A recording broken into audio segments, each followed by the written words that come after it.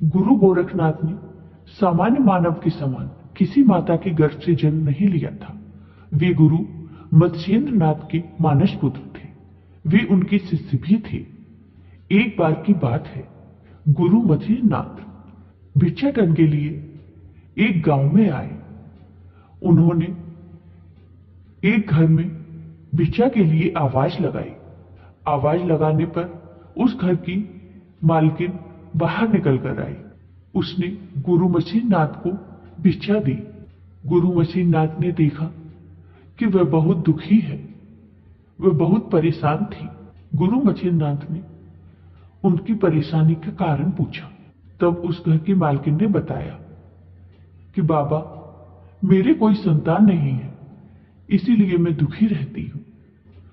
कृपया करके आप मुझे आशीर्वाद दीजिए कि मेरे पुत्र हो।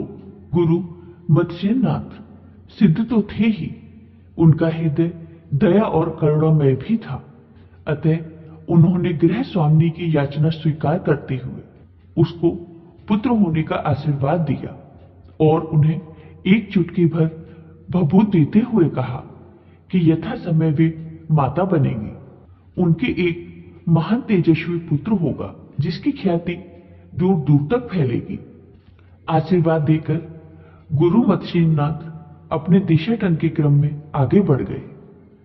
गुरु मत्स्येंद्र नाथ के जाने के बाद पास पड़ोस की स्त्रियों ने राह चलते ऐसे किसी साधु पर विश्वास करने के लिए उसकी खूब खिल्ली उड़ाई थी।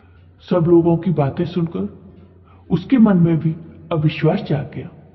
तो उस गृह स्वामिनी ने उस भभूत को खाया नहीं, बल्कि उसे पास के गोबर गड्ढे में फेंक दिया। 12 वर्ष बीत जाने के बाद गुरु मत्स्येंद्र नाथ उसी गांव में पुनः आए। उस गांव में कुछ भी नहीं बदला था, गांव वैसा ही था। गुरु का भिक्षाटन का क्रम अब भी जारी था। जिस गृह स्वामिनी को अपनी पिछली यात्रा में गुरु ने आशीर्वाद दिया था, उसके घर के पास आने पर गुरु को बालक का स्मरण हो आया।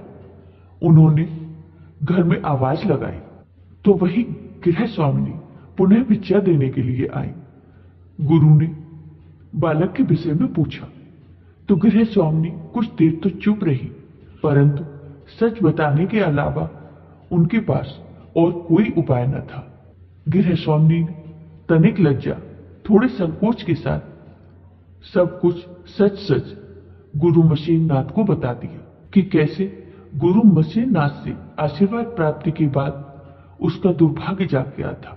पास पड़ोस की स्त्रियों ने राह चलते ऐसे किसी साधु पर विश्वास करने के लिए उसकी खूब खिल्ली उड़ाई थी। उसमें भी कुछ कुछ अविश्वास जाग गया था और उसने गुरु प्रदत्त विभूति का निरादर कर खाया नहीं था। उसने विभूत को पास के गोबर गड्ढे में फेंक दिया था। गुरु मत्स्येंद्र नाथ तो सिद्ध महात्मा थे ही, ध्यान बल से उनने सब कुछ जान लिया। वे गोबर गड्ढे के पास गए और उन्होंने बालक को पुकारा। उनके बुलावे पर एक 12 वर्ष का तीखे नाक नक्श, उच्च ललाट एवं आकर्षण की प्रतिमूर्ति स्वस्थ बच्चा गुरु के सामने आ खड़ा हुआ। गुरु मत्स्येंद्र नाथ बच्चे को लेकर वहां से चले गए।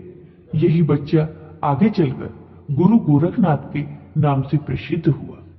जय हो गुरु मत्स्येंद्र नाथ की, जय हो गुरु गोरखनाथ की।